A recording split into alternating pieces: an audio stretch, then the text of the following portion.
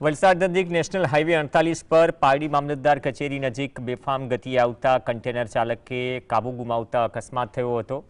CCTV સામે આવ્યા છે। સીસીટીવીમાં જોઈ શકાય છે કે અકસ્માત કેટલો અચાનક અને ભયાનક હતો। હવે બહારના સીસીટીવી આવ્યા, જ્યાંથી સ્પષ્ટપણે દેખાય છે કે કન્ટેનર કઈ રીતે આવ્યું અને કઈ રીતે ટકરાય છે। એક કન્સ્ટ્રક્શન સાઇટના ઝૂંપડા પર આ કન્ટેનર પડ્યું। દુર્ઘટના સમયે ઝૂંપડામાં જમવા બેસેલા જે વ્યક્તિ જમી રહ્યા છે તેના દ્રશ્યો સીસીટીવીમાં છે। એક નિર્દોષ વ્યક્તિનું કન્ટેનર નીચે દબાઈ જવાથી સ્થળ પર જ મોત થયું। પોલીસે સ્થળ પર પહોંચી ક્રેન મારફતે કન્ટેનર હટાવી મૃતદેહને પીએમ અર્થે ખસેડ્યો।